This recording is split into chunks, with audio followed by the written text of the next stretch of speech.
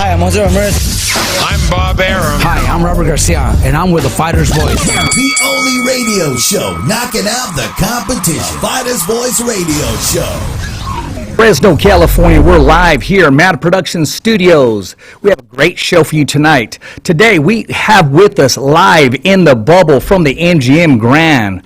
Ladies and gentlemen, he's in charge of fighter talent relations for Top Rank Boxing. The legendary, the one, the only, the outspoken, the living legend himself. If it wasn't for his position, he'd be in the ring kicking a lot of ass. And tonight, he's going to expose a lot of ass only on the Fighter's Voice. That's Mr. Frank Stea. How we doing, my man? Stea. I got to make sure I get your name right before you kick my ass, Frank. Nah, Rich, you're the fucking man, bro. You're insane. I thought I was insane, bro. That was an insane introduction. Oh, man, I'm telling you, bro. hey, I call it the way I see it. What's that, my man? It's pronounced any way you want to pronounce it, bro. I've heard so many. You were close, though. Okay, okay. Let me ask you this, only on the Fighter's Voice. How does your mama say it? Because I'm going to say it just like the way she does. Well, my mom, the thing is, I'm a bastard child, so my mom and dad never got married. So my mom never had my father's last name. I just got my dad's last name. So I don't know how my mom pronounced it. I don't think I've ever heard her say it, but it's pronounced Stea. Stea. Stea, like Stea. Like stay away. Or like stay away. Yeah, or stay around. Or, like stay away before I kick your ass, right? Well, I don't know about all that. I don't kick nobody's ass. I might talk a lot of shit, but I don't kick any ass. Those days are far from over. Oh, yeah, man. Not far from over. Those days are long gone, man. Long gone. Hey, man, it's still in you. I know you still got some rounds in you, man. But you know what? Let's talk about the fighters that exist today for Top Rank Boxing. They got plenty of rounds in them, and you know what? Phone calls were coming off the hook today. I mean, this was the most asked question, man. What did you think about that war with Khetphet, man, Jose? My goodness. You know what? I don't think, like a lot of people had said to me, imagine if there was a crowd. I don't think if there was a crowd, like it would have happened the way it did. And I mean, credit to those two fighters and credit to all the fighters that have fought in the bubble. And I think this is our 14th week. Doing bubble fights and fight weeks and stuff. It's not our 14th event. We were doing 2 a week in the first series, so this is this is our 21st bubble event. And every fighter that has stepped in and put on a show, I give them credit. But obviously, the fight of the year, hands down, goes to Jose Zepeda and Ivan Baranchyk. Yeah. Fuck, what a fight. Bro, like what a fight. 4 knockdowns apiece recorded in that. I mean, these guys were friggin' slugging. It wasn't what we expected. We expected Baranchyk the pressure and keep them. You know, obviously Jose is a good mover, and he didn't move much except for his friggin' fist. And my goodness, I mean, I hate to say this because you get a lot of detractors, but that could possibly be probably the best action fight of all time. You know what I'm saying? It's a little early to start giving it that, but I mean, goodness gracious, if you're not a boxing fan and you tune into that this past Saturday, you're a boxing fan. So, you know, credit to both of those warriors. Thank God they're both okay. You know, maybe a concussion or some bumps and bruises, but you know, both guys will be back at the highest level soon enough. You know, and I agree with you, man. And you know what, right away, I got a question coming in from Hall of Famer, man, Lee Samuels. He's listening, and he's asking, what fight would you compare that to? Is there any fight you can compare that war to that just took place? You can compare that. I would say Rich and Lee. Lee is absolutely a legend, the nicest guy, the best to ever do it as far as PR. I got to give Lee Samuels a shout out. He's done a lot for me in my career at Top Rank, and I learned a lot from him. But yeah, other than that, like, I mean, you could say Gotti Ward, but Gotti Ward didn't have the finish that this fight had. You could say something similar to Corrales and Castillo 1.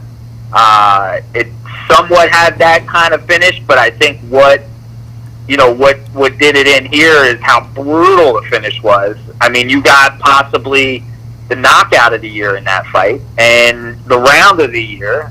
Definitely, it's the fight of the year. So I mean, and you want me to be honest with you, Rich? I want you to be completely honest, my man. I don't even, as much as like I'm sarcastic and I like to talk shit and joke around, I don't like fights like that, to be honest with you, man, because this is the soft side coming. I get close with these fighters, especially when they come into the bubble. A lot of these younger fighters, I don't even want to know who they're fighting. I meet them for the first time, and I don't want to say, oh, you're fighting this guy or that guy. I just go in there and try to develop a relationship with each guy in their own certain way. And the last thing I ever want to do is see one of these guys get hurt. I've known Jose Zepeda since 2014, and the whole team have always made me feel welcome into their team. And, you know, his brother Rene, Jose, I consider them friends. I've been friends with them for about 6 years. A manager, Steve Reimer, Arturo, another member of their team. They got a great team, and I didn't want to see neither one get hurt. And then also Baranchek, who, you know, I got to spend a little bit of time while he was in the bubble before the fight, and a sensational guy. And I hate to see those guys get hurt or put in a position where, you know, it's taken, I don't know, days or months or whatever off their lives, bro. So it's like, that's the one thing. I mean, look, I signed up to be in this business, so obviously that's a risk. And for the fighters that have signed up to be in this business, we've seen guys die, Rich. We've seen guys that, you know, that was the last time that before they went to the ring, whoever they spoke to and that was the last time they ever said anything to anyone. So they know the risk, we know the risk, but, you know, being in this business, I don't want to see these guys get hurt. These are my peers, these are my acquaintances, these are my coworkers. And at the end of the day, I want to see everybody. I want them to go out and compete and may the best man win. But I want to see each and every one of these guys go home to their families. I agree with you 100%. And also, I can concur with you, because when you interview two fighters that are going head to head, and then you see them around their families, and then you see them smile, and you see a different side to them, not just the animal inside the ring, but the human side of them. And then you notice that one has to go home defeated, not just heartbroken because of the defeat, but sometimes physically. So I could understand exactly how it does become personal for you, Frank. But you know what? If you were to ask me, which you didn't, which fight I would compare it to, I would probably say George Foreman and Ron Lyle. Or do you remember Burt Cooper and Michael Moore? I've seen those fights, obviously, Rich. But I've seen them, you know, recorded. I've seen them either on DVD or VHS or whatnot. A lot of them I've seen recently. To be honest with you, I only know. I mean, I know the history of boxing, but during my tenure in the sport, I go more modern. I go more. I'd say, like, really when I became a big fan was, like, I would say, like, the late 90s I was a fan. Before that, I was casual. My family would watch Mike Tyson and Julio Cesar Chavez fight on pay-per-view or whatnot. But for me, I guess I was a little too young to really appreciate it then. But I would say, like, the late 90s, guys like Prince Nassim Hamed, Lennox Lewis, to me, those were polarizing characters. I enjoyed those guys very much. So I kind of date everything from my experience in boxing as a fan. I don't want to go back and say, yeah, it was once in a while. I remember this. I remember that. Yeah. I didn't really become a student of the game. And I mean, I don't want to go as far as say I'm an expert in the game, but I know more than your average boxing enthusiast. Well, you're very well respected in the boxing game. You're very well respected, so just know that. Oh, and I appreciate that, bro. And there's a lot more people that know the history. There's a lot more people that can tell you this guy and that guy that fought. Yeah. Like you just mentioned, Burt Cooper. I mean, I'd be lying to you if I said I sat here and I watched every single one of his fights, and I would, I lied. There's certain things I remember, and George Foreman and Ron Lyle, you can give it that. I've seen that. It was a brutal fight. It was an exciting fight. But for me, those guys, they can't compare to the development of today's fighters. As good as they were then, I guess you could say there were plenty more all-time greats in the 70s, 80s, and 90s as compared to today. But I'd like to think that today's guys, because of the advancements in nutrition and training techniques and just athleticism in general, that if you put a guy that there's a lot of critics that'll go out and really severely criticize a certain individual, but I would bet that if you put that guy in with some of those guys of the past, he would do quite well. Absolutely. And a lot of old timers will be like, oh, they can't deal with Marvin Hagler and this and that. Listen, man, I don't know Marvin Hagler. Great fighter, but that wasn't my time in boxing. That was the older guys' time in boxing. Yeah. Guys that were in my position back then. In my position now, bro, it's the guys that are fighting. It's Jose Zepeda. It's Ivan Baranchek. It's Emmanuel Navarrete. It's Ruben Villa. Guys that are fighting now. Yes. They're the guys that I hold them standards to as great fighters. No, well, very well said, man. And not to get off subject, man, then you could also talk about, hey, Dr. J, Michael Jordan, and then Kobe Bryant, and then all the youngsters, they want to say LeBron James. But, I'll always, Michael Jordan's the best basketball player ever. If you ever think of anything close to him, respectively, I would say Kobe Bryant, and then I would say LeBron. That's just me. I put it out there. But I understand what you're talking about exactly. I mean, today's athletes are they're phenomenal. They're able to get away with things that the normal fighter couldn't get away with. And I'm talking about leaving their hand down, which is a boxing sin. But when you got the attributes and tenacity and athletic ability like the Roy Joneses that are able to get away with it and use it to their advantage, then you would never be able to do it back in the day, is what I'm saying. So I understand exactly what you're talking about, my man. I appreciate that, Rich. It's like this. You could say Michael Jordan's my era. The 90s NBA is the most exciting, I think, ever. I mean, but that's my era. Yeah. That's where I invested my time in, and I was, invested my emotions into it and got real behind it. I mean, shit, I still buy 90s throwback NBA jerseys. Like, you'll see me if you ever get out to any fights in the summertime, I'm going to be rocking an old school champion jersey from one of these guys from the 90s, because that was my shit. Today, yeah, of course, I think Jordan's the best. You know what I'm saying? I think he's the best. I think Kobe and LeBron, whatever one you want to put and say is the closest to him, I'll agree with you 100%. Those are two excellent and complete players. But, Michael Jordan, to me, is the NBA. I agree with you 100%. Class act. So, you know what? So, since Michael Jordan is NBA, okay, you think about NBA, and a lot of people can say Kobe, and et cetera. Who is the face of boxing for Top Rank? If we had to go to Top Rank and said, okay, I need somebody, I got to put him on a billboard, who can we put? And out of what five, Frank, would you say to pick from, that we should pick from? What five? So we have a lot of marketable fighters. We have a lot of fighters that have that ability, and I mean, obviously I got to throw Tyson Fury. Tyson Fury is the heavyweight champion of the world. Yep. He's undefeated, lineal heavyweight champion of the world. He's charismatic. He knows how to talk. He's had his time in the WWE. He's been on television shows. He's had a reality show in the UK. He's super duper well known. Now, eventually, he's no longer going to be. I got to say, he's the biggest star right now in Top Rank. I could say hands down. But, okay. We got a big fight. We got a big fight in a week and a half here in the bubble in Las Vegas.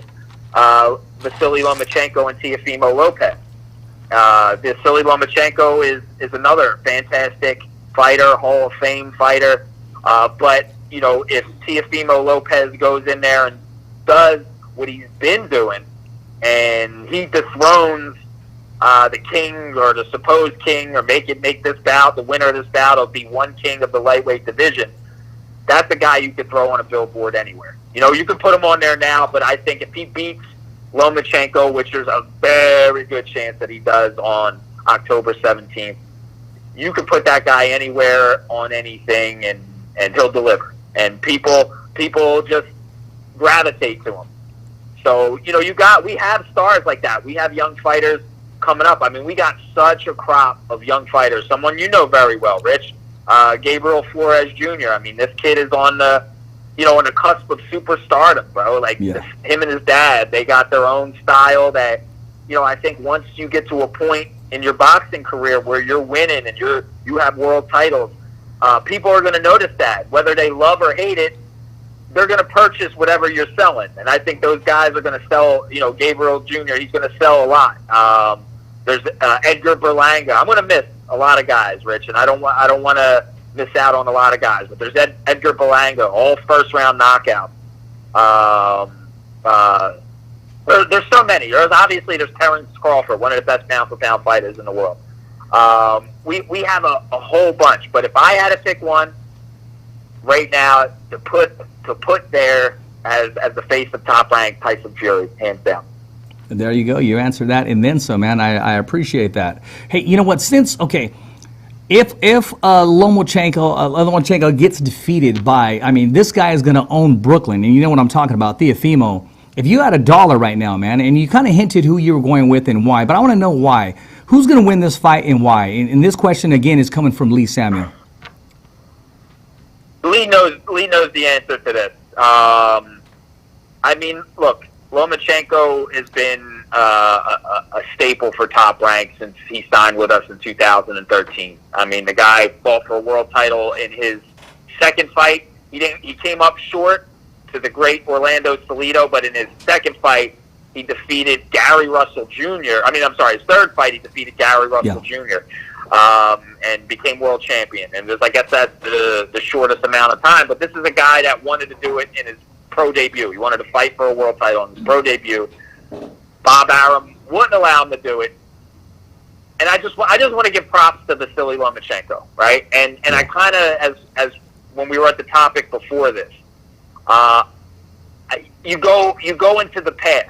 So many times you go into the past, there's some great fighters, but eventually that great fighter has to pass the torch. Or there's another younger, hungrier, better fighter that just snatches the torch from that formerly great fighter, or still great fighter. And I think it's about time, for that pass to be torched. That torch to be passed.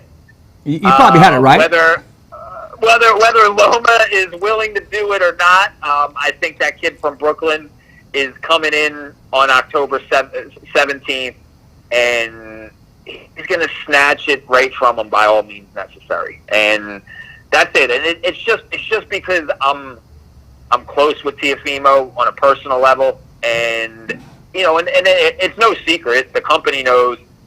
Even though they frown upon us sometimes getting close with fighters and stuff like that, it's just sometimes you can't choose your family. You know what I'm saying, man? Yeah. It's like you're born to your mother and your father, and they're your mother and father forever. But as you go along in life, you meet people that aren't blood, and they become family, and you don't choose them. It's just God puts you in that situation. That's right. And that's what it is. And Teofimo's my little brother, and I hate to admit it here because it's a little unprofessional of me to do so, but yeah, I'm rooting for him. And then I said it like this. I said it on my story on Instagram that I'm not holding nothing back, bro. I'm exposing it all. No, exactly, and I'd rather keep you that way. And since I have you that way, my man, I got to ask you this, man. Okay, we know who we would put on the milk carton or the billboard. Who is the next rising star for Top Rank Boxing? Who can you invest in and say, this cat right here is going to be the face of Top Rank? He has a potential being a superstar. Man, Rich. Oof. There's a lot, bro. You got Shakur, right? We're in good hands. We're in good hands. Yeah. I hate to say it, I love our heavyweight division. We got the most stacked and talented heavyweight division in boxing. And I think that some of the most attractive matchups in the future are with our young up-and-coming heavyweights. We have Efe, Ajagba, who's a friggin' monster. He's in the mix. We have Guido Vianello, who was in a fight with Kingsley eBay this past weekend, and he had to settle for a draw. He was drugged through in a dogfight with a guy that's coming to spoil plans as he's doing. Yeah. So it's him. There's Sonny Conto out of my hometown of South Philadelphia. Got high hopes for him. A ton of marketability. And then there's another one who I've invested a lot is Jared Anderson. And I mean, this kid brings everything. He brings excitement. He's the total package to me, man. And he's 20 years old. He's got the youth on his side. I mean, Rich, I hate to just say, one guy, because there's so many of these young fighters out there, man. There's so many, and I don't want to point them, because guess what? One of these guys can fuck their shit up, man. I can sit here and say, yeah, that's true. Edgar Berlanga, all first round knockout, yeah. Marketable as hell, man. Just superstar written all over him. But guess what, man? Who knows? He can develop a crack addiction. I don't know. No, and I don't wish that on nobody. Yeah. That's, if you're listening, I love you, bro. But you know what I'm saying? I'm just using that as an example, bro. It's not, none of this stuff is guaranteed. I wouldn't bet. I'm not a betting man. Maybe I'll bet push-ups, but I'll never bet money or anything, or I'll never bet anything else like that. But as far as these guys, only time will tell. As dedicated as they stay to their craft, and if they really want it and they just constantly get better and ride the momentum that they create, then yeah, they'll be there. But look at our roster, bro. There's so many fucking talented guys on that roster, and I'm excited. I'm going to pull up that roster, and if you want, I'll just read 80 names of who's that. But I don't know if we got time to do all that. You could actually close your eyes and just put a finger on one of them, man. And I mean, you guys invest really well, and you guys got that eye for talent. Now, you said you don't bet money, but if you had to bet some push-ups, man, who are we going to bet these push-ups on? Is it going to be Jose Ramirez or Josh Taylor? Look, I've been working with Jose Ramirez since his pro debut, and I think Jose is the top fighter at 140 pounds. But Josh Taylor, if they're not neck and neck, dead even at that top spot, my goodness, he's a fucking cunt hair close to what's his name at number 2. So we're that's a tough fight, man. Legitimately, that's a 50-50 fight. Josh Taylor is a fucking dog. Jose Ramirez is a dog. It's whoever hurts the other guy. It's not a chess match, bro. You're going to get, brutality in that fight. Jose, I think, is the best body puncher in the game. But then you got Josh Taylor, who's sneaky, bro. He's got some sneaky counter punching. And, another guy, you see this last fight, bro. He pushed the guy into the ropes. The guy bounced back, body shot. Yeah. Finito. That's a great fight. But guess what? 140 right now, super lightweight division, is the best division in boxing right now. I mean, if you asked me this 6 months ago, I'd say the heavyweight division. But the way these guys are just coming out of the woodworks, and just so much talent at 140. I mean, you saw Zepeda and fucking Baranchek this past weekend. You got a big one next week. Arnold Barboza and Alex Saucedo. I mean, there is so much heat, so much fire right now at 140. You know what? I agree with you. And then I believe it was official. Bud Crawford against oh my gosh, just lost his name right now. Brooks. Who was it? Cal Brooks, I believe. Bud Crawford. Oh yeah, he's fighting. Yeah. He's fighting. I mean, I don't know if it's officially announced, but I don't think it's. If it isn't, and it's a secret. It's supposed to be a secret. It's boxing's worst kept secret. But yeah, they're supposed to fight each other. Yeah, they're supposed to fight each other. I think it's on BoxRec anyway, so I don't think I'm spoiling anything. But yeah, November 14th, they're supposed to fight. I don't really have a date. I mean, I don't really have a location. They're deciding if it's going to be in Las Vegas in the bubble or Omaha, and they're going to create a bubble there. So I'm just waiting on the word where they make the announcement. Yeah. I think they're going to make it. Your boy Evan Corn is going to make that announcement real soon. Yeah, Evan's right in the middle of all the heat and all the negotiations, and he gets all the secrets. And I would love to be in one of his meetings, man, hiding in his briefcase or something, man. I'm gonna have to bug it next time. But I'll tell you this, man. I mean, this Friday we got some action. We got some heat coming, man. I mean, you're talking about Drac from Salinas, man, another prodigy that Rick Morrigan is investing in and he's fighting for the vacated WBO bantamweight. I'm sorry, featherweight title. Let's talk about the undercard on that. I mean, you have, some fire, man. I mean, you got Madera's own Brian Lua, who's not being handed anything nice. I mean, the guy he's fighting, this Puerto Rican guy, has 3 losses, but, his losses are to, like, Roy Jones's nephew and Felix Trinidad's brother's sister. And, what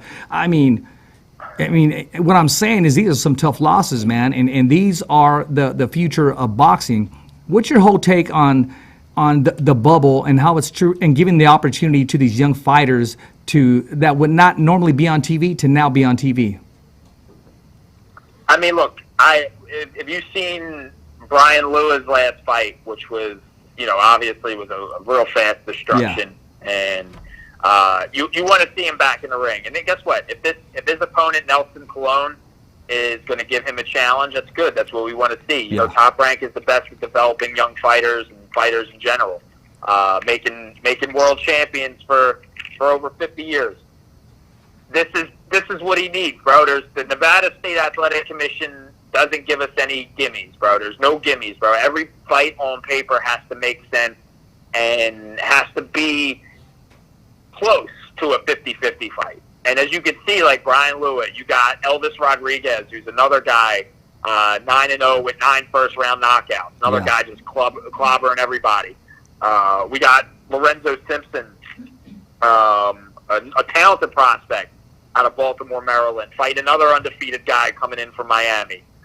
Joseph Adorno, who has a new opponent now that Avery Sparrow pulled out, but his new opponent is supposedly tougher than the original opponent.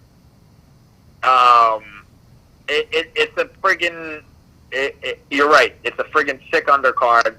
But for Brian Lua to get on television to show the world how exciting he is, he suffered, he had a couple injuries, I believe. He spent a lot of time out of the ring. And he watched a lot of guys that he had some success against in the amateurs, rise to superstardom. So he's hungry, bro. He's playing catch up, but I think with this activity where he fought, I think 3 weeks ago, with this type of activity, he's going to catch up to all these guys real fast, and he's another prospect to look out for. Give him some time, man. Give him some time to go out there and show the world what he's got. And I think 2021, a lot of people are going to be having Brian Lua as one of their top prospects in the game. Well, he's definitely going to be tested this Friday because it's not going to be anything nice. But both fighters, I know it's scheduled for 6 rounds as opposed to his last fight for 4 rounds. But he's not getting any gifts at all. So I will tell you that. And, this is the boxing business. So, hey, strap up, man, and take that opportunity that's given to you. I want to talk to you about some fighters. It's a different network, man, but you're still a boxing fanatic. You're a fan, and you know talent, man. Can we expect this fight to live up to all the hype?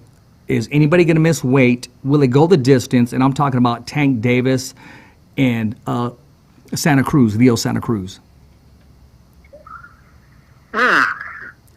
I don't know. I mean, the fight's been on the docket for a while now, so there's no excuse for Gervonta Tank Davis to not put in a proper training camp and make weight for this fight.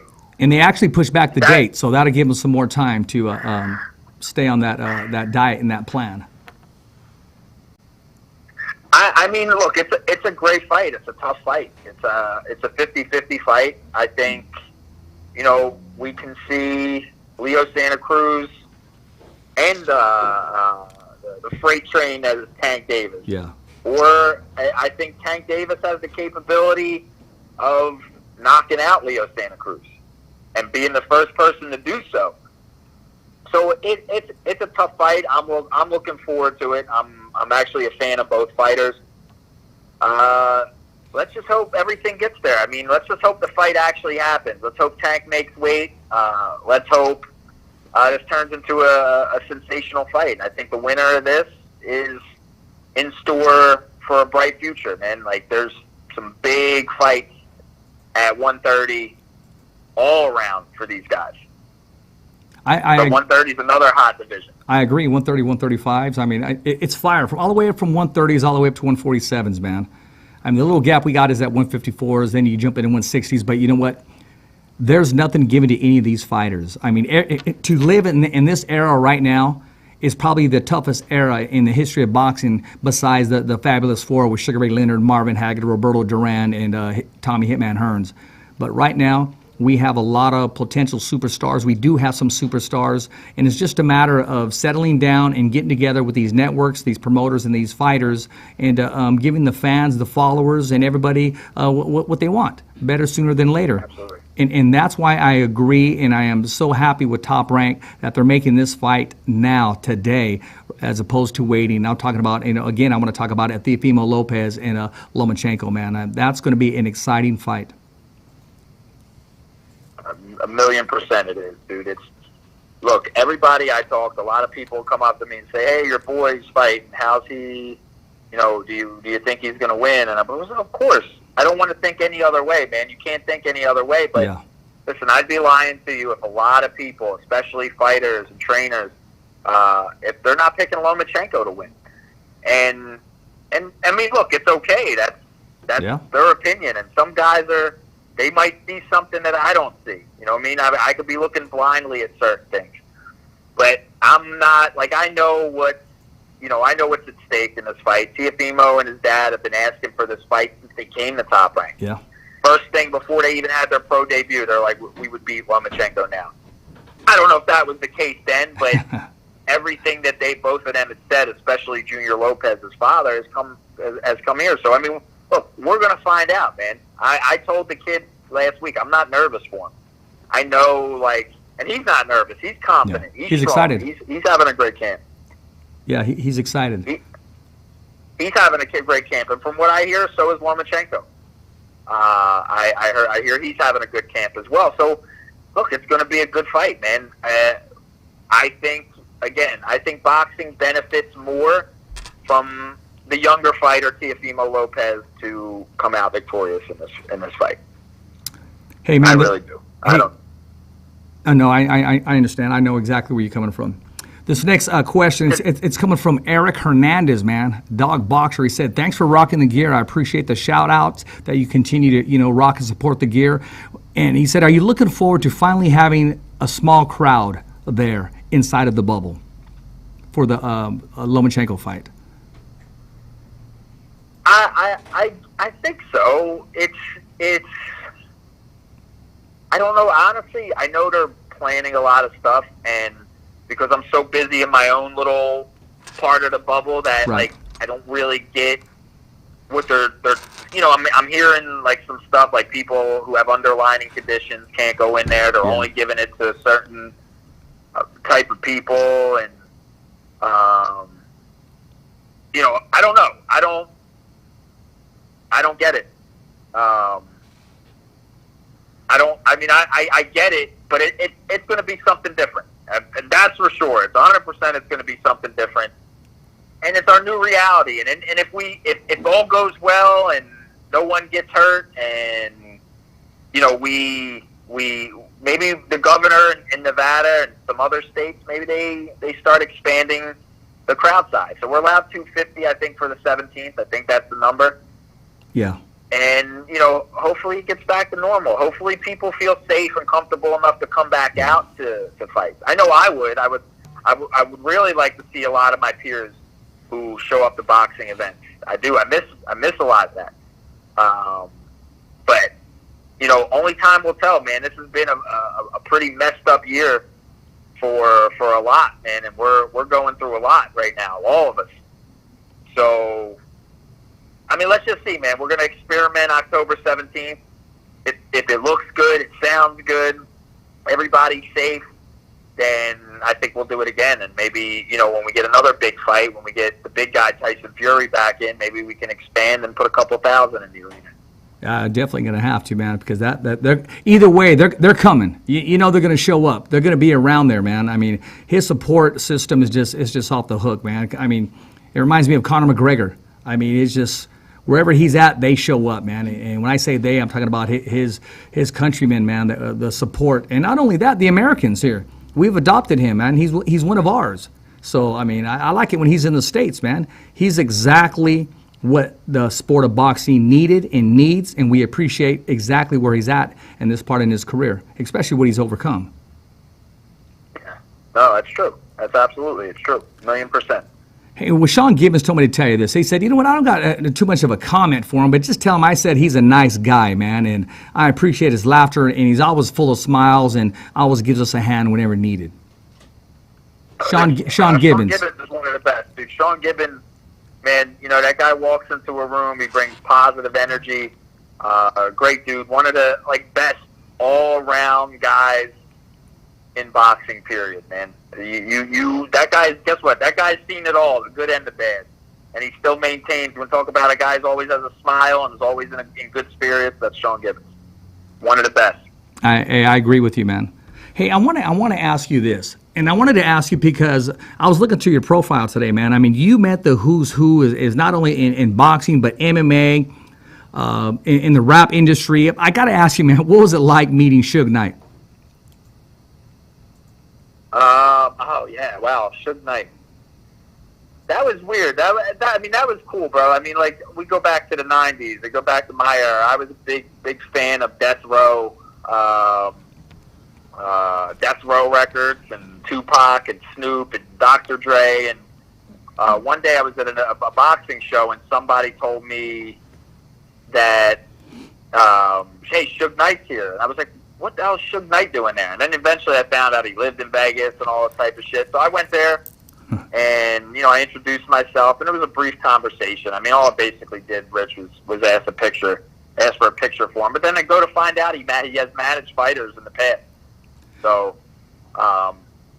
you know, real cool. I mean, I think he's in jail for life currently at the moment. So obviously that didn't, him being involved in boxing didn't keep him out of trouble. But, you know, it was cool. For me, it was cool. For me, it was surreal. It's one of the best things about boxing is meeting some of these people, is meeting celebrities and just some of these people. You know, I think everybody likes boxing.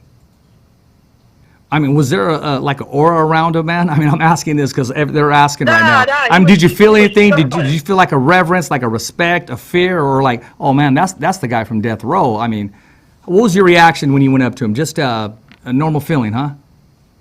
Yeah, listen, look, at the end of the day, I just, you know, if I was a fan of somebody, like watching on television or music-wise or whatnot, I could go up to them and I can, you know, at the end of the day, we're all men. We're all human beings, men, right. Women. That's all we are. So I don't, it's a little hard for me to get starstruck these days, Rich. I couldn't tell you if I walked in a room, who would I be, if someone was in a room, who would make me the most starstruck or whatever.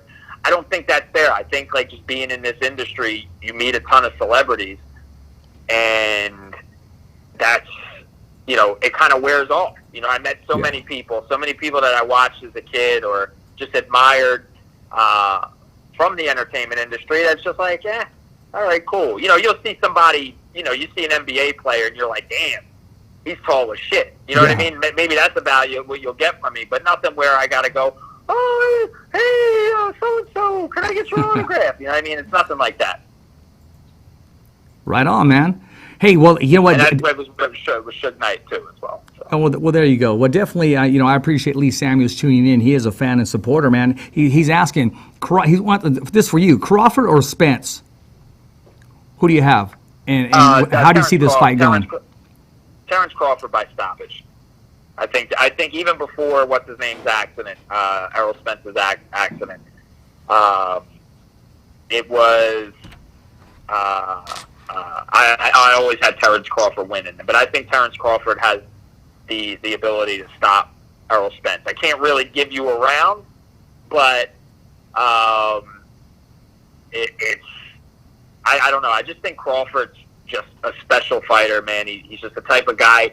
He takes a little bit of time. It only takes him 2-3 rounds to figure out his opponent, and then he begins to dissect those guys. So I think that'll be the same thing with Errol Spence. I've seen as a fan, you know, and I sometimes like this. I'm no expert like that. I'm not a fighter, so I don't see what professional fighters see. But I hate to even say that. I hope I'm not meaning any disrespect with this, but I look at boxing like I'm playing a video game. You know, if you're playing, say you're playing Fight Night, and you get two guys, you got Errol Spence and you got Terence Crawford. So I would say, what character would I pick? What character do I think has enough ability and characteristics to beat the other guy? And that's how I look at Terence Crawford. I've seen some kinks in Errol Spence's armor. I've seen some flaws in his game that I know that Terence Crawford could expose. And if you were to ask me who wins that fight, it's that. Now, if you were to say, you know, and obviously it's a top rank versus the PBC guy. Yeah.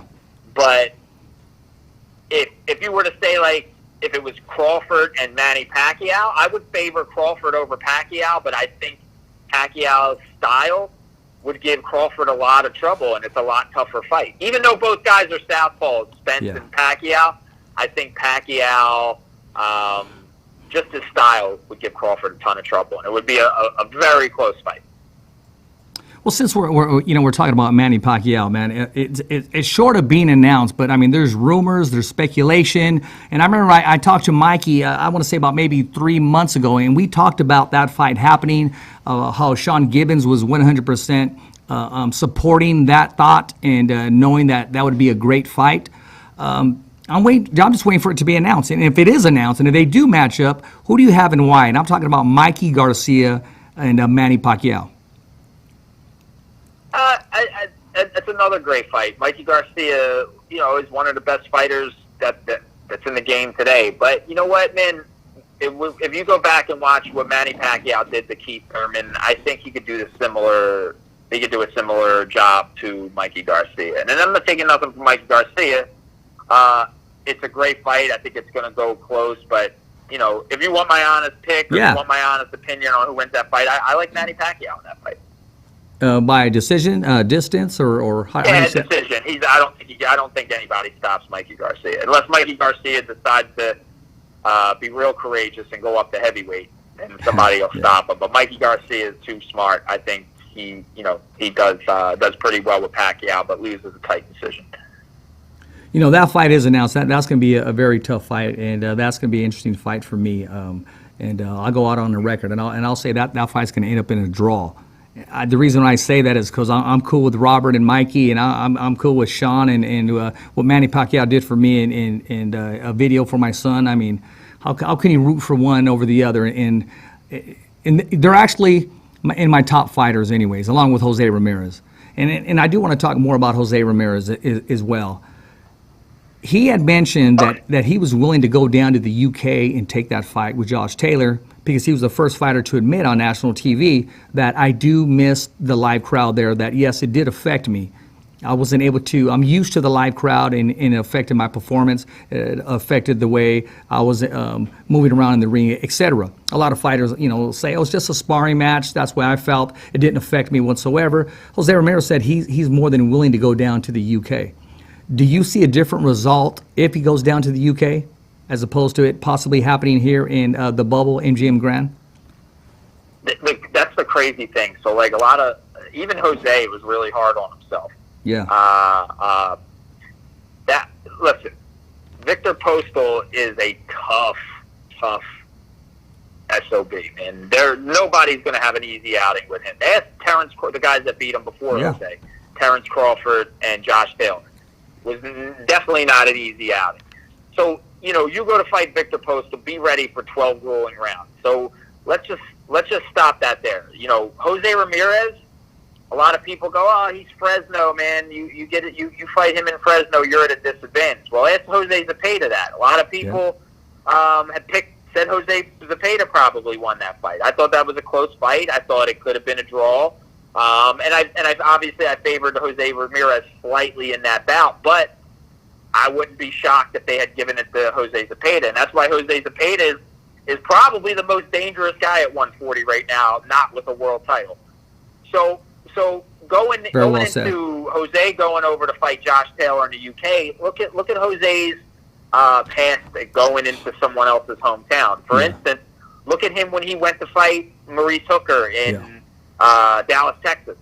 He went in there in a sold-out crowd and went and friggin' did the job. He stopped Maurice Hooker. I don't think I don't think it matters to Jose. Too many people think Jose's comfortable and he's babied because he's kept in Fresno more. No, he's the biggest draw in the United States. And that's why you fight him in Fresno. You got a raucous, passionate crowd in Fresno, one of my favorite places to go. And you got one of the best fighters on the planet in Jose Ramirez. It's a winning recipe. Why send him to New York where, he's popular and people are going to come out to see him, but you're not going to get that atmosphere as you are in Fresno. And it's the same thing if you do it in Scotland in Josh Taylor's backyard. Yeah. Jose's bringing the heat, bro. Jose's well aware on what it's like to have a home field advantage. It's the guys that don't know what it's like to have home turf advantage. Jose knows very well mentally, bro. He's a strategist. He'll go into Scotland, the UK, wherever, and I think you'll see him fight better there than you would in Las Vegas, or you would in Los Angeles, or you would at Madison Square Garden. There's two places Jose Ramirez. There's only one place Jose Ramirez shines, bro, and that's in the boxing ring. I don't think it matters where it's at, what city, what country, what continent, wherever. Very well said, man. Very well said. Well, that answered that question there. Now listen, if you were able to play matchmaker right now, what would be the next fight for Semper Fi Jamel Herring? Who would you match him up against? You can only match this guy up with the top, bro. He's the rest of the guys in the division. Obviously, we're all linking them to what's his name, Carl Frampton. Yeah. And obviously, we got to see that fight. We've been talking about it. A lot of people want to see that fight. 130 is another division that I think is. I mean, it's obviously stacked. But I think it's on the verge of becoming the hottest division in boxing eventually, as long as some of these guys continue doing what they're doing, and hopefully a lot of them don't move up and leave. There's some interesting fights, but look, let him fight Frampton first, and then he fights the winner of Burchelt and Oscar Valdez, and I think you get a unification out of that. There's one more world champion at 130. Well, unless you consider the WBA. Oh, actually, no. There's two more. There's Burchelt to WBC, and it's Leo Santa Cruz, Jojo Diaz, and Jamel Herring. So I'd say Burchelt and Herring is the fight that has to be made. Should both of those guys get past their expected upcoming challenges? Herring with Frampton and Burchelt with Valdez. You know what? And then let them see it. But yeah, and one more thing with Jamel Herring. Yeah. A super stand-up guy, bro. A guy that, a ton of integrity, will always have my respect. And it's not just, he's a fellow serviceman. He's, if you're around him, just a guy that brings good energy and positivity everywhere he's at, man. So, no, definitely my hat's off to Jamel Herring. I agree with you 100% on his personality and the opportunities that he has out there. I was about to say that, Frank, because you paused when you said the WBA, and and now we're just giving bouts out just to give them like they're holding up our pants. So let's get down to the bottom of this, and I'm glad you're exactly where you need to be right now, because this was the next topic, man. There's too many bouts out there. What can we do to utilize the top fighters? And try to unify them, or only give out one bout. Who do you recognize as the bout owner? I mean, is it the Ring, the WBA, the WBC, the IBO, the IBF? I guess you could say the Ring, but these guys got to do what Teofimo Lopez and Vasily Lomachenko are doing. They got to do what Jose Ramirez and Josh Taylor are going to eventually do. Yeah. I mean, look, you got to unify, man. There's too many belts, man. The WBA, I mean, credit to them, man. It's always cool to have a young fighter win a title and stuff like that. But the WBA, man, they got the regular, the super, the gold champion. I mean, look, I understand boxing is a business and we got to make money, and these fighters want to be recognized as champions. Yeah. But eventually we got to do it the right way. I don't mind. Look, man. I don't mind that there's 4 titles out there, But once there's 4 champions standing there, let's start the unification process. And then guess what? Once there's an undisputed champion, if they decide they want to stay there and defend, then then good for them. But eventually, you become undisputed. You move up to the next weight class. Unless you're heavyweight, there's nowhere for you to move up. But you look at Josh Taylor and Jose Ramirez. Both guys had said after they become undisputed, they're moving up. They're moving up to welterweight. Yeah, which I think is a smart move. Absolutely. I mean, say Teofimo Lopez shocks the world. He's not going to defend back at 135s. He's moving up to 140s. I mean, you're talking about a naturally strong, a big man, big boy. I mean, his shoulders. I mean, he's a big 135-pounder. So I think it's the right move in both their cases. Josh Taylor and Jose Ramirez, the winner moves up, and if Lomachenko gets defeated, with Lopez wanting to move up.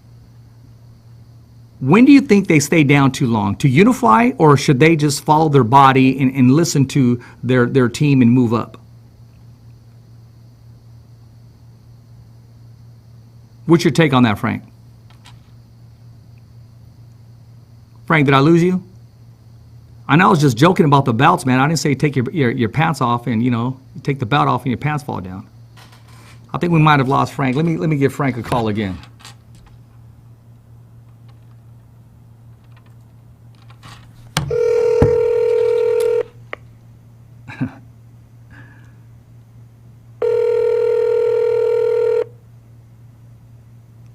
Let me remind you, ladies and gentlemen, he is live in the bubble. So I think there's trouble in the bubble at the MGM Grand. Trouble in the bubble. I like that. I'm going to keep that. I'm going to hashtag that. You have reached the voice.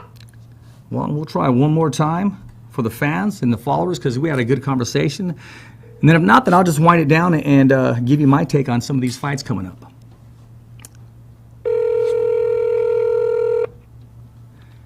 Maybe there's too much pressure in that bubble, KP. There's no air, oxygen. It's cutting off the cell phones now.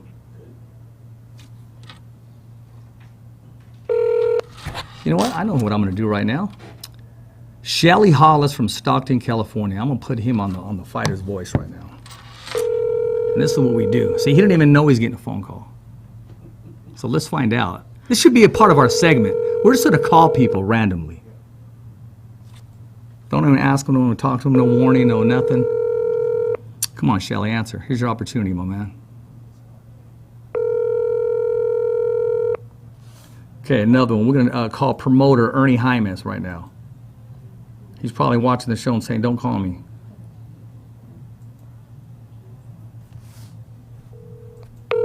Let him tell the truth to the whole world. Put him on the hot seat. What's up, Rich? Hey, man, just to give you some advice, man, I had, just to give you some warning, I had Frank Stea on the fighter's voice, and his call dropped live in the bubble, and we were talking about too many bouts in the sport of boxing. Hey, you're going to be my guest for the last 2 minutes, man. Ernie, I want to ask you, we have the existing WBA, we got the WBC, the IBF, and the WBO. When is too many bouts enough? And we also even got the Ring magazine recognizing a fighter.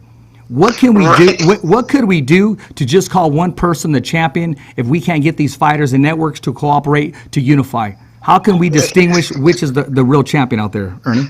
Well, you know what? It's funny you say that, man, because I remember watching the fights, man, with my pops, and it was back in the day. It was only IBF, WBC as the majority of the belts. Then now it's Alphabet City. You have too many, and I get it. People, different belts, different sanctioned bodies want a little bit. They want a little bit of the action. But as the casual fan, as a fan in general, hey, they're getting tired of it. They're getting, hey, what's this guy's? He's going for the belt, and who is he? Or, I know a lot of the, I believe it's the WBA, they're getting a bad rap because they're putting people, they fight once in 3 years and they're already a mandatory.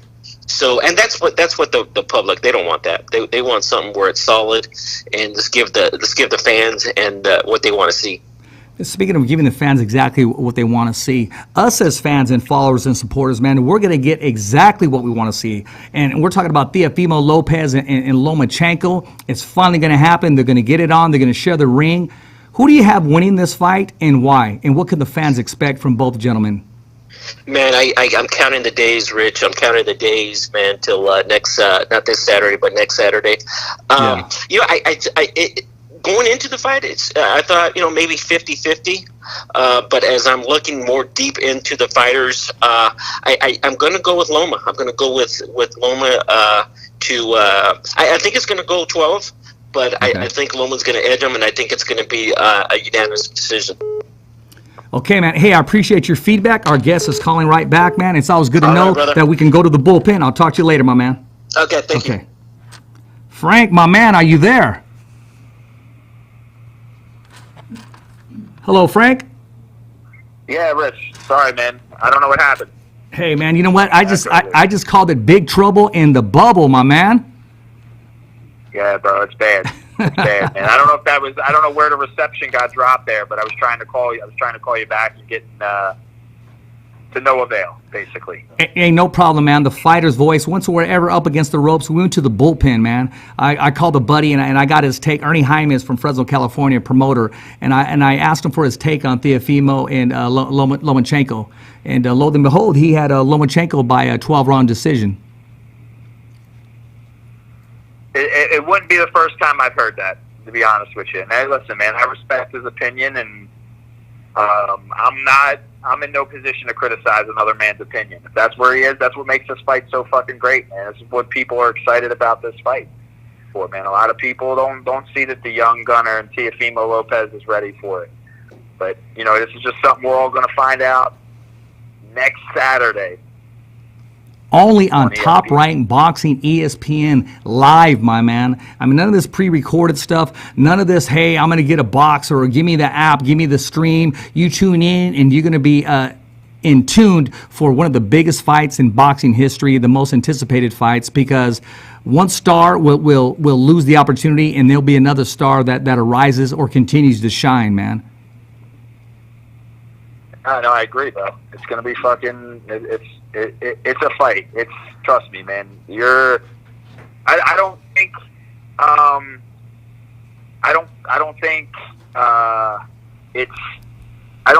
don't think there's a boxing fan that's gonna want to miss this fight.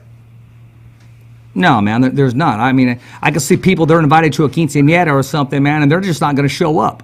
Or they're the best man at the wedding, and they're just not gonna. They're gonna exit stage right. They're not gonna show up. How can you plan something on this Saturday when two undefeated? Well, I mean, they still think that he's undefeated, even though he got that one loss, his second loss or what have you with Lomachenko. But until he redeems it. But we're talking about a big blockbuster fight, man. I mean, I can't say enough to help promote it. It is what it is. It's going to happen. It's basically ready or not. Here we come. You're going to have Frank there. Stea, he's going to be there. Bob Arum's going to be there. Lee Samuel's going to be there. Christina Potter's going to be there. Timothy Bradley's going to be there. Everybody that's involved in the sport of boxing is going to wish they're going to be there, or they're just somehow going to make it there. MGM Grand Las Vegas. Look, man, if you could be there, be there. Trust me, it's going to be an event. Hey, man, before I let you go, I got to ask you, do you have any more of those throwback old shirts you said you were going to look into, man, when you first started your business, when it was popping, man, back in the day when you had the apparel going? I do. I got some old ones, bro. They're in a box in my garage. They're not, I don't have, like, brand new ones, but they're a little dusty and stuff like that. But if you're willing to accept, you know, a vintage one, then I'd be willing to hand it over. Maybe you can cut the sleeves off of it or something to make it look newer or something like that. But yeah, I got one, Rich. And guess what? The next time you and I are in the same vicinity, bro, I'm going to make sure I hand it to you. You asking for it. You remembering it from the last time we spoke, bro. I'm gonna get you one. It's not that great, but you know, just maybe you'll get a good chuckle out of it. Hey man, iron sharpens iron, man, and we got to sharpen each other, man. I mean, we ain't that far away or so different from each other. I still have mine as the Fighter's Voice shirt that you given me a couple of years ago. I still have it, bro. I still wear it. I have a ton of That's the one great thing about boxing, bro. Is is the swag you come across. And I'll never forget. I forget where we were when you gave it to me, but I'll never forget that you did give it to me, and I wore that shirt with pride many times. Well, I appreciate that, man. And you know what? You always bring the show excitement. You always bring the show entertainment, man. And you keep it real. You keep the fans in tune, laughing, chuckling, supporting. And they all want your dream job, Frank, but they don't know exactly what you go through, my man. I mean, they think it's all, just nice and dandy, of course, man. But you work your ass off. You do your research. You enjoy what you're doing. And like they say, man, you love what you do. You never work a day in your life. And Rich, that's true, man. It's if you got to be a boxing fan, or you have to be a professional, man. But the great thing is I'm a fan first, and I appreciate and enjoy every aspect of this game, especially the people. You run into guys like yourself, and what a joy it is to know you, Rich, and I really. I mean, for me personally, I appreciate what you do. I appreciate what you do for the fighters, what you do for the sport, and just the way that you stay dedicated and you're constantly working and you're improving. And I listen, bro, I could see like when you first really started getting, your feet wet in this to where you become now, bro. You really like come a long way, and you could tell your work has gone from good and potentially to potentially be good to, bro, you're like a razor right now, bro. You're sharp with it, and I know the fighters appreciate you, man, because you do. This is the fighter's voice, man. You give guys an opportunity to come on here and say what's on their mind and give them the real, and for you to be as energetic as you are and to be enthusiastic with everything, man. Listen, big things are going to come for you. You just have to keep on friggin' going. Keep loving this. It's frustrating, bro. It's all this shit. It's frustrating. Don't get me wrong, man. You could be up and down with this shit. But I promise you, it pays off. It'll pay off in the end, and you'll find yourself in a position that you dreamed of getting into, and then you're going to be just as frustrated in that position until you get to the next position.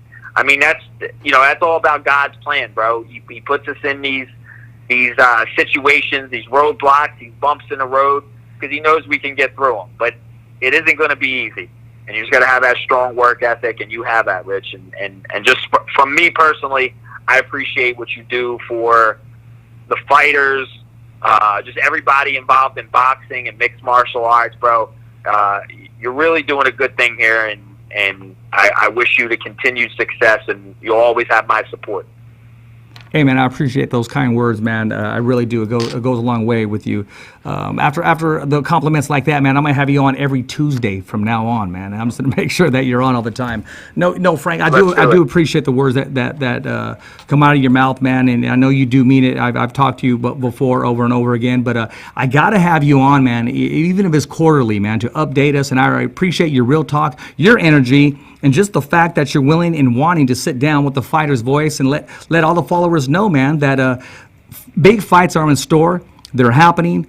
These fighters are taking the opportunities. They're running with it. And at the same time, man, they are a human being when they're outside of the ring. And that's the part that I love that you share, man, that you're open to say, you know what, Rich, when I see two guys really, really go at it and that I know them personally, it's very difficult for you to swallow, to watch it. But being the professional you are, you got to continue to go forward and support both the winner and the loser. And you're doing a fine job and a great job. And I'm sure Top Rank, they know exactly what they have with the addition of you on their team. And I can see your role expanding and growing. So Evan needs to make some room, man, and make some room in the office next door for you, my man. Oh no, man! Evan's the best in the business. Yes, but he is. Evan, man, you get on the wrong side of Evan, man. That dude will fucking decapitate you. Listen, Evan's the man, bro. Yeah. Evan doesn't need to make room. Evan's doing his thing. We're a team. Anytime Evan needs my assistance and vice versa, bro, we got each other's back. And, Yeah. And I want to give a shout out to Evan Korn, man. Absolutely. He does his thing. He works hard, and he's passionate about what he does. He's a boxing fan, man, and it's a pleasure to get to work with guys like him, Lee Samuels, Mikey Williams. I don't want to name everybody, but these are just so many great people within Top Rank, dude. It makes this job worth coming to and waking up every day and doing. No, I agree with you. And just to let you know, we got Evan booked for the end of the month here on The Fighter's Voice. And I do want to give a shout out to Mikey Williams, man. I mean, his work gets overlooked. A lot of people, as fans, we take it for granted. But when we can't be there, we're actually there through his art. I mean, his pictures. He's able to catch those moments and just, second to none, man. He's doing a great job for Top Rank and photography. And, big shout out to Mikey Williams, man. Best in the business. Absolutely. Hey, well, listen, I'm going to let you go. I appreciate your time, man. It's always a treat having you on the show. Again, I appreciate your input, your experience, and those kind words that you dropped. And I love the fact that you're not afraid to pick a fighter when need be. A lot of them would take the higher road and say, I'll decide later, or they're both top-rank fighters. But you let the fans and the followers know that what comes out of your mouth is 100% real. I appreciate that, and that's why I'm looking forward to having you back. Have a good evening, man. This is Rich Ortiz, the fighter's voice, the only voice that matters. And like my man here, Frank, we're simply knocking out the competition. It's a wrap here in Fresno, California. Thumbs up for Richie. Never down for the count. It's just another wrap. Thanks for listening to the Fighter's Voice Radio Show. Catch us again next week. Same when, same how. And always stay connected to the Fighter's Voice on social media. So, on behalf of special guests and the whole crew right here at the Fighter's Voice Radio Show, saying see ya next week, right here on